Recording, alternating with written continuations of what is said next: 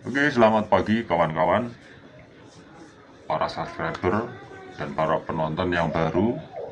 Ya, kita konsisten membahas pinjol ya. Oke, banyak permintaan untuk membahas KTA kilat ya, dari detailnya ya. Oke, tonton terus, jangan di skip atau yang lain.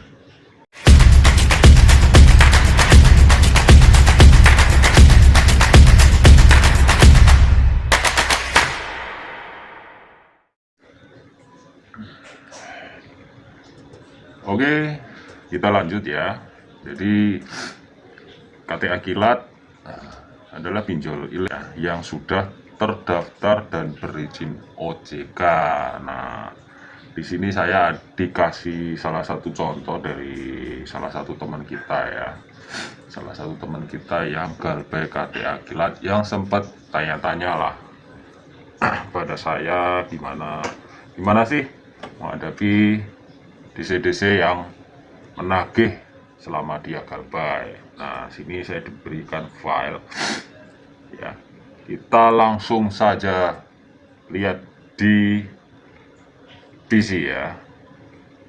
Oke. Ya. Jadi kita lihat di sini dia pinjamannya 3,5 juta ya kan, 3,5 juta, dan menurut informasi dia waktu pencairan itu tidak sampai segitu ya. Jadi 3,5 juta mungkin dipotong admin, terimanya kurang lebih 3,3 juta atau berapa, saya kurang paham kemarin penjelasannya. Nah, dia saat ini keterlambatan 47 hari ya, 47 hari.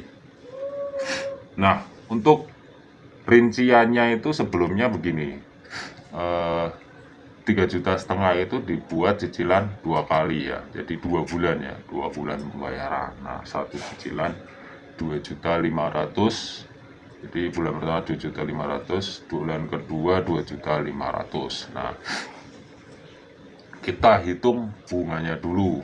Ini bunga sebelum dia galbay ya. Jadi ketika pengajuan 3,5 juta ya kan, 3,5 juta, terimanya 33, itu sudah dipotong 200. Nah, kalau dibikin cicilan 2 bulan 2,5 juta, 2,5 juta kan berarti 5 juta. Dikurangin tadi terima uang 3,3 juta, berarti kan ada space berapa? 1,8 juta. Nah, di sini baru bentuk cicilan aja udah besar ya. Jadi kalau bunganya itu kurang lebih berapa persen ya? Besar ya satu bulannya. Nah, kita masuk di keterlambatan. Di sini beliau sudah terlambat hampir 50 hari ya, hampir 2 bulan. Nah, kita hitung berapa sih tagihan yang dikenakan oleh KTA kilat dari pokok sama dendanya selama keterlambatan hampir 50 hari ya. Nah, di sini oke, untuk periode 1 dari 2,5 juta itu menjadi 3,6 juta ya, 3,6 juta sekian. Oh, berarti kan sekitar 1,1 juta ya bunganya satu bulan. Itu berapa persen itu? Coba kalian, dari 2,5 juta ke 1,1 juta itu kan paling kurang lebih 45% ya. Iya kan? Wah, ini udah, kalau dalam aturan OJK sebenarnya udah nggak ini ya kan. Terus cicilan kedua dari 2,5 juta menjadi 2,880. Nah, ini terlambat, yang cicilan kedua terlambat kurang lebih 20 hari. Wow. Jadi total tagihan semua 6,5 juta sekian. Bisa kalian bayangkan, minjem uang 3,3 juta, suruh balikinnya 6,5 juta, bunganya 100% bro ya, 100%. Nah, ini udah bukan pinjol legal lagi, ini rentenir ya. Jadi apa yang harus kalian lakukan jika seperti ini ya? Ya wajar saja. Jadi keadaan sekarang ini kan lagi sulit. Kalau bunganya mencekik seperti ini, ya pasti pada galbay. Nah, udah ketahuan galbay, bunganya makin besar, ya tambah nggak bisa bayar, ya kan? Solusinya gimana?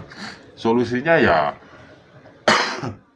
kalian tunggu saja sampai DC yang menghubungi kalian itu menawarkan apa namanya diskon, dari diskon denda, diskon keterlambatan ya. Tapi biasanya dia hanya memberikan potongan. Nah, kalau saran saya, kalau emang kalian niat bayar ya, kalian niat bayar, nah kalian telepon saja salah satu DC mereka, kalian minta, saya mau bayar uang yang sesuai ditransfer. Apakah bisa? Ya kan, pasti banyak pertanyaan, apakah bisa? Bisa iya, bisa tidak. Jadi kadang-kadang mereka bertahan. Pasti mereka jawabannya seperti, ini bisnis, jadi nggak bisa kalian minjam uang 1.000 balikinnya 1.000. Pasti jawabnya begitu. Emang kamu pinjam ke saudara, ini pinjam ke perusahaan, ya kan, yang butuh biaya administrasi, ya kan, pasti jawabannya seperti itu. Tapi kalian nggak bisa apa ya, alasan apa lagi ya, karena di sini kalian ada niat bayar, jadi kalian tetap saja bertahan dengan seperti itu ya, akan bayar dengan nominal yang sesuai ditransfer. Udah itu aja. Oke, itu pembahasan dari ini. Nah, untuk penagihan KTA kilat itu seperti apa, ya kan? Bentar, kita cek dulu ya. Saya waktu itu sudah pernah dikirimin.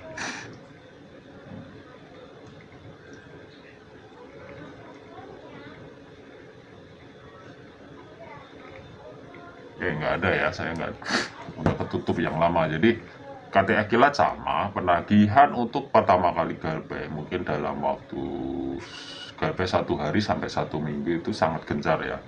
Mungkin sampai 4 nomor masuk yang ke menghubungi nomor kalian. Jadi di situ kalian nggak usah panik. Ya namanya hutang, saya tekankan lagi, namanya hutang kalian pasti ditagih. Nah, untuk bentuk apapun cara penagihan ya suka-suka mereka ya.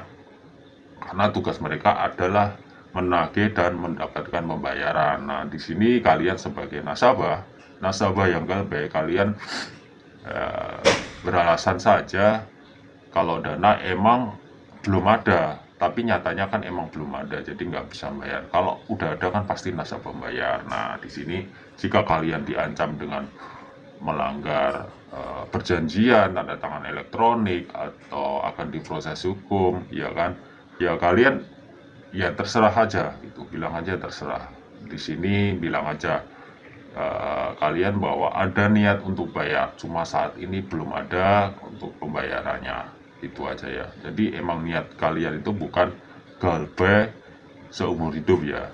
Jadi ada niat bayar, cuma di sini belum ada uang platform untuk membayar, itu aja. Oke. Jadi dari segi penagihan kalian hanya 1 kali merespon saja. Ya, tidak usah setiap WA masuk nomor lain WA. Kalian akan pusing karena apa yang kalian jawab mereka pasti tidak akan terima ya. Namanya gagal bayar pasti mereka alasan apapun tidak mau terima ya. Karena di situ kan jatuh tempo sudah tercantum ketika pengajuan ya, pencairan. Nah, di situ mereka nggak mau tahu gimana caranya harus mengumpulkan uang. Apakah kalian minjem saudara atau nyari dana talangan, pasti sarannya seperti itu. Oke. Mungkin yang sering banyak pertanyaan, apakah ada DC lapangan untuk KTA kilat? Jadi untuk saat ini KTA kilat belum mempunyai jasa DC lapangan ya, dimanapun itu, baik Jabodetabek atau Pulau Jawa atau di luar pulau yang lainnya ya. Jadi di sini masih belum ada DC lapangan, ya kan. Kita tidak tahu ke depan seperti apa bisnisnya dia. Ya, jika misal ada DC lapangan, ya kalian persilahkan seperti sebelum-sebelumnya ya. Jadi nggak usah khawatir. Tidak ada yang di pikiran kalian itu menjadi nyata. Nggak usah ditakutkan, oke?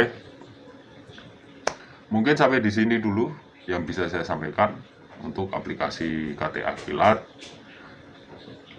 Yang saat ini galbe, saya doakan banyak rezeki, dimudahkan rezeki, berikan kesehatan, bisa tetap bekerja terus, dan mudah-mudahan nanti bisa membayar semua tagihan-tagihannya. Jadi bisa melewati kondisi saat ini, tetap tenang, tetap fokus kebutuhan sehari-hari, diutamakan kebutuhan keluarga, lupakan dulu pinjol, sahab seadanya, semangat terus ya. Oke, jangan lupa di subscribe.